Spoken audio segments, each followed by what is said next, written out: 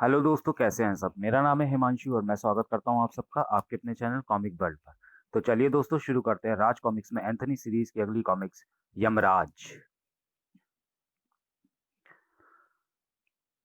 छोटे बच्चों को बहलाने के लिए माएं अक्सर उन्हें पोयम सुनाती हैं। किंग, मेरे साथ साथ बोलो। Johnny Johnny, yes papa. Eating sugar, no papa. Telling a lie, no papa. Open your mouth. Open your mouth. I say open your mouth.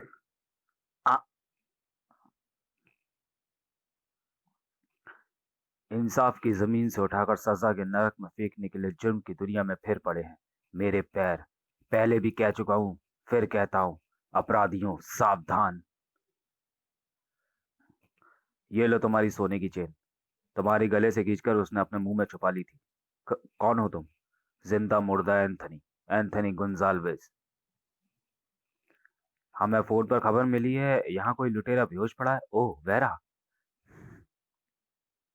कौन आ रहा है? ठक ठक ठक। आने वाला जिस्म को ठंडा और रूह को थरथरा देने की सूरत रखता था। ओह ओ गॉड। इंस्पेक्टर की रिवॉल्वर ने उसकी उंगली के इशारे पर बिना किसी औपचारिकता के मुर्दे पर गोलियां चला दी। धाए धाए।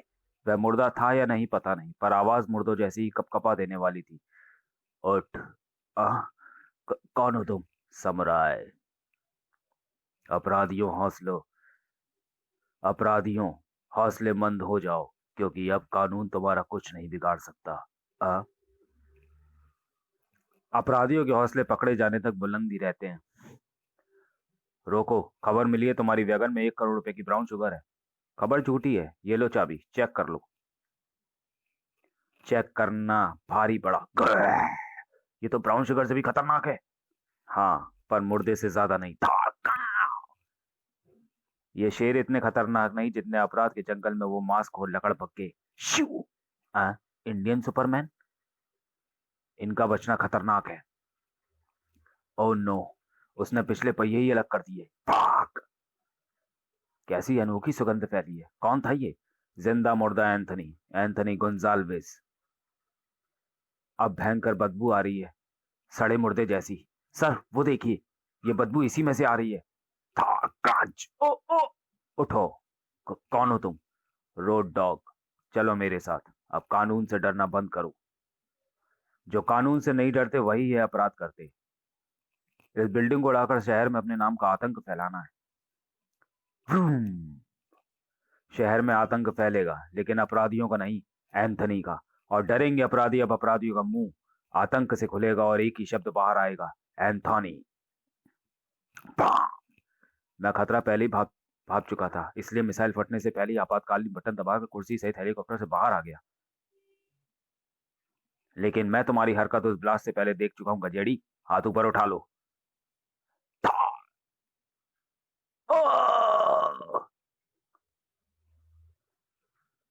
कौन हो तुम? जैकब। अपराधी ढाए कयामत, कानून की आई शामत। चलो मेरे साथ। अपराधियों की शामत तो किंग के रूप में जन्म ले चुकी थी। उफ किंग, कहाँ कहाँ नहीं ढूंढा मैंने तुझे, और तू यहाँ बैठा बस स्टॉप पर। मम्मी, वो नींद नहीं आ रही थी, इसलिए मैं मॉर्निंग वॉक पर चला आया। यही होता था पापा के आने और जाने का समय। नहीं, मॉर्निंग वॉक? ये शाम से गायब है और अब बज रहे हैं सुबह के 4:30। चल आ प्रिंस, हम जॉगिंग करेंगे। यही होता था पापा के आने और जाने का समय। कहीं किंग किसी मुसीबत में तो नहीं फंस जाएगा। क्या सोच रही हूँ मैं? उसके साथ पापा हैं, मेरे पापा। उसका कोई कुछ नहीं बिगाड़ सकता। एसीपी इतिहास के सामने थी वो विचित्र समस्या। कौन ले गया कब्रिस्तान से निकालकर 3 लाशें? किसने मचाया एक ही रात में मौत का ये खूनी तांडव? यमराज। यमराज कहते हैं मुझे, जो एक ही चीज लेना जानता है, जिंदगी, जो मिलती है सांसों से। थाय। और सांसें मिलेंगी सिर्फ उसे जो यमराज के लिए काम करेगा। मैंने समुराई, रोड डॉग और जैकब की मदद से तुम लोगों को इकट्ठा किया है। मैं अपनी सरकार खुद बनाऊंगा, अपना कानून खुद बनाऊंगा। तुम सब होगे मेरे यमदूत। जो लोग मेरे साथ काम नहीं करना चाहते थे, उन्हें मैंने मार डाला। जो मुझसे गद्दारी करेगा उसे मैं मार डालूंगा। वो देखो, ये यमराज की जेल है। इसे मैंने नर्क नाम दिया है। जो भी शख्स या कानून हमारे काले कारनामों के रास्ते में आएगा उसे मैं गिरफ्तार करके यहाँ लाऊंगा और सजा दूंगा। आज के बाद इस शहर में जुर्म की हवा यमराज के कहने पर ही बहेगी। लेकिन इन सब के लिए पहले हमें खूब पैसा चाहिए। मैं रोज एक टारगेट बनाऊंगा, उसे तो मैं पूरा करना होगा। और आज का टारगेट है 5 करोड़ रुपए। हम शाम को 6 बजे फिर इकट्ठा होंगे। ध्यान रहे, एक पैसा भी कम नहीं होना चाहिए। 5 करोड़ का लक्ष्य आसानी से पूरा नहीं होना था। कचाक यमदूतों को आज ऐसे कई हाथ काटने हैं। मेरे हाथ, काव, मेरी चैन, कई गले काटेंगे आज हम यमदूत। मेरा बैग, उसमें 2 लाख रुपए हैं। यमदूतों को इनकी जरूरत है। यमदूत पूरी ताकत से जुटे थे 5 करोड़ का लक्ष्य पूरा करने में। धाए धाए काव। हम यमदूत हैं, कोई अपनी जगह से ना हिले। नागरिकों के दिल धड़क उठे थे। 2 करोड़ से कम में बेटा नहीं मिलेगा सेठ। 2 करोड़ दे जाओ, बेटा ले जाओ। एसीपी इतिहास के होश उड़ चुके थे। उफ, एक और डाका। कौन है ये यमदूत? अचानक कहां से आ गए? गश्त बढ़ा दो, देखते ही गोली मार दो। इतिहास को देखे यमदूत। थाय! ये वही यमदूत है जिन्होंने आज कई वारदातें की हैं। अभी 6 बजने में 15 मिनट है और 15 मिनट में 20 रुपए हासिल करना मुश्किल नहीं। जल्दी जल्दी करो। ठीक है यमराज। सॉरी। यमराज लूट के माल का हिसाब रख रहा था। Good, very good. लेकिन अभी कम है। 5 करोड़ में 20 रुपए कम है। मुझे 1 रुपए भी कम नहीं चाहिए। अभी 6 बजने में 15 मिनट है और 15 मिनट में 20 रुपए हासिल करना मुश्किल नहीं। जल्दी जल्दी करो। ठीक है यमराज। काम बन गया। वो देखो, उस बच्चे के हाथ में 20 का नोट है। बच्चा शायद आइसक्रीम खाने जा रहा है। इस 20 के नोट की लूट के साथ ही यमराज का 5 करोड़ का लक्ष्य पूरा हो गया। सिर्फ ये 20 का नोट बिना किसी खून खराबे के मिला। मिला या नहीं, ये तय करना अभी बाकी था। काव, काव। प्रिंस एंथनी की कब्र पर आकर करकशा रहा था। कब्र फट गई। काव। किंग की बेहोशी। किंग उस वक्त उस बस की पिछली सीट पर जाकर लेट चुका था जो शायद जल्दी वहां से कहीं जाने वाली नहीं थी। एंथनी के जागने का मतलब होता है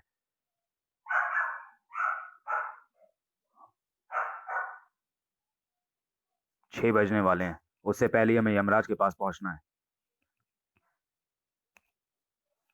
कब्र फट गई। एंथनी के जागने का मतलब होता है बड़ा यमदूत यमदूत आ गया था। प्रिंस ने सब कुछ बता दिया मुझे। और जो आंखों से देखा, कानों से सुना, उसे कैसे भूल सकता हूँ। कर था, कहा था अपराधियों सावधान, पर सावधान नहीं हुए तुम। पीछे हटो। कार मैं ड्राइव करूंगा। बिना दरवाजा खोले अंदर कैसे आ गया? अच्छा हुआ अंदर आ गए। हमें तुम्हारी जान लेने में आसानी होगी। तुम अपनी कोशिशें जारी रखो, शायद मुझे मार सको। मुझे भयानक बदबू का एहसास हो रहा है। यह बदबू तुम्हारे अंदर मर चुकी इंसानियत के सड़ने की है। हम रेलवे लाइन पर हैं। सामने से इंजन आ रहा है। यह इंसान पागल हो गया है। यह हमें मरवाएगा। बच्चे की आइसक्रीम के वो 20 रुपए लौटाओ। देता हूं।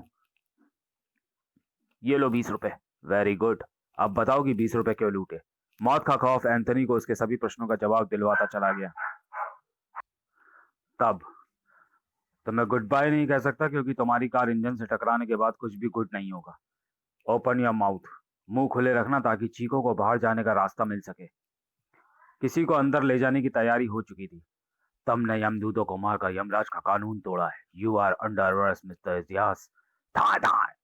बचने की कोशिश बेकार है। तुम सजा से नहीं बच सकते। फायर, जिंग जिंग। आ आई खचाक। का प्रिंस आ गया। इसका मतलब सही था। यह जिंदा इंसान नहीं हो सकता। ये मेरी तरह ही एक मुर्दा है, पर यह जीवित कैसे है? एंथनी, दुश्मन खतरनाक था। बड़ी बात यह थी कि मुर्दा था। समुराय का रास्ता रोकने का मतलब मौत होता है।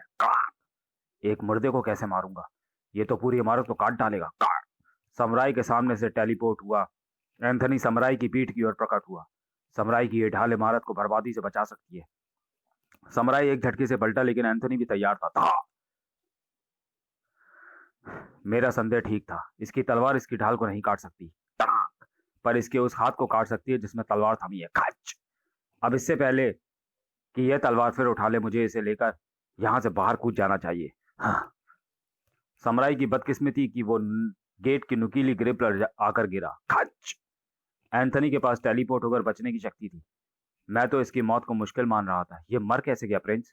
प्रिंस भी इस रहस्य को समझने की कोशिश कर रहा था। मुर्दे के हाथों इतिहास की गिरफ्तारी संभव ना हो पाई थी। कब्रों से गायब होने वाली 3 लाशों में से एक सुप्रसिद्ध तलवारबाज की लाश भी थी। रहस्य की बात यह है कि गायब तीनों लाशें जिन व्यक्तियों की थी, वे सांपों के शिकार होकर मारे गए थे। लेकिन सर, आपके साथ जिन दूसरे 4 पुलिस वालों ने यमदूतों को मार गिराया था, उन्हें भी विचित्र शक्तियों वाले 2 मुर्दे जैसे इंसान अन्य क्षेत्रों से गिरफ्तार करके ले जाने में सफल हो गए हैं। वो उन्हें यमराज की जेल में ले गए होंगे प्रिंस। यमराज की जेल के पहले कैदी।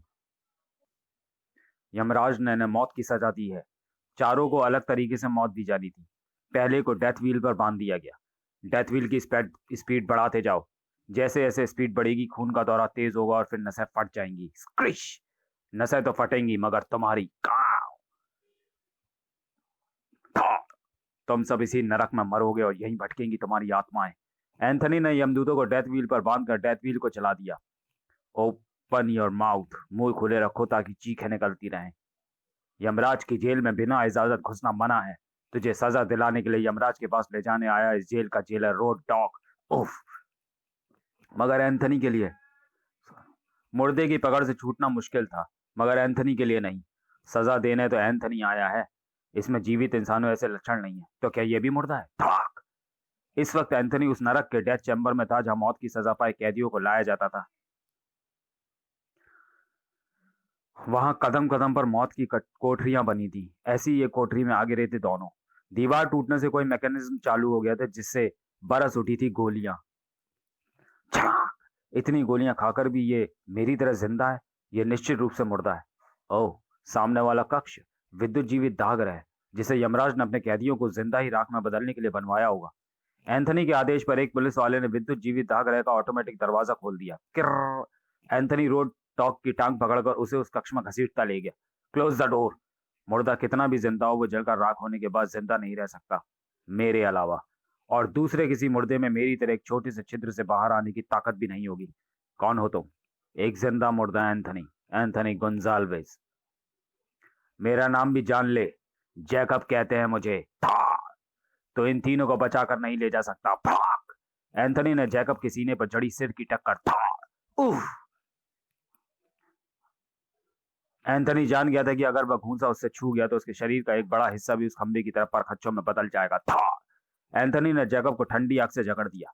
ठंडी आग सीधे हृदय पर प्रहार करके उसे भींच लेती है, जिससे पीड़ित व्यक्ति तड़प जाता है। किंतु ये तो मुर्दा है, फिर ये क्यों तड़प उठा? प्रिंस ने उसकी समस्या का समाधान किया। ओह, इन तीनों मुर्दों में यही एक विशेष बात है कि तीनों ने अपने हृदय स्थलों पर कवच बांध रखे थे। समराई की पीठ की ओर से वह नुकीली रॉड उसके हृदय को भी भेद गई थी। रोड डॉग राख हो गया तो उसका हृदय भी राख हो गया। जैकब के हृदय पर चोट पड़ी तो ये भी तिलमिला उठा था। एंथनी ने टूटे खंभे से सरिया उखाड़ा और खच! अगर मेरा सोचना ठीक है तो इसकी सारी ताकत उसके हृदय में है, जो अब मेरे निशाने पर है। ताकत का वो पहाड़ ढेर हो गया। Thank you Prince. तो मैं बाहर निकालता हूं, तुम जाकर फोर्स ले आओ, क्योंकि मुझे वापस आकर जमदूतों को अपनी ठंडी आग से जकड़ना है। बस, बहुत नुकसान कर लिया तूने मेरा। ये देख, ये है वो यंत्र कॉपर्स वेंटिलेटर, जिससे मैं मुर्दों के अंदर जो ऊर्जा होती है उसे बढ़ाकर मुर्दों को जिंदा और नियंत्रित कर लेता हूँ। कहते हैं ऐसे लोग जिन्हें सांप डस लेते हैं, उनमें रक्त तो कम हो जाता है लेकिन जीवन की ऊर्जा शेष बच जाती है और वो पूरी तरह नहीं मरते। मैं उनकी उस थोड़ी सी ऊर्जा को वेंटिलेटर से बढ़ा देता हूँ। ये सारी ऊर्जा हृदय में जाकर उसे पंप करने लगती है और इस प्रकार मुर्दों में फिर से जीवन का संचार हो जाता है। जब तक हृदय क्षतिग्रस्त नहीं होता, मुर्दे जिंदा रहते हैं। लेकिन ये यंत्र ऊर्जा को घटा भी सकता है। तेरे अंदर रहस्यमय अपार ऊर्जा है। अब मैं तेरी इस कॉपर्स एनर्जी को घटाकर शून्य कर दूंगा, जिससे तेरा हृदय पंप करना बंद कर देगा और तू एक शव में बदल जाएगा। मेरी ऊर्जा सचमुच कम हो रही है। यह मेरे साथ साथ किंग की भी जिंदगी का प्रश्न है। उफ! प्रिंस, कहाँ गया तू? उफ, जल्दी कुछ कर। प्रिंस पहले ही उस मुसीबत के हल को ढूंढ लेने के लिए तैयार हो चुका था। ओह! एंथनी ने अब यमराज को और अवसर नहीं दिया। मैं तुझे तेरे नरक में ले जाकर ही मारूंगा। यह एसिड रेन चैम्बर है।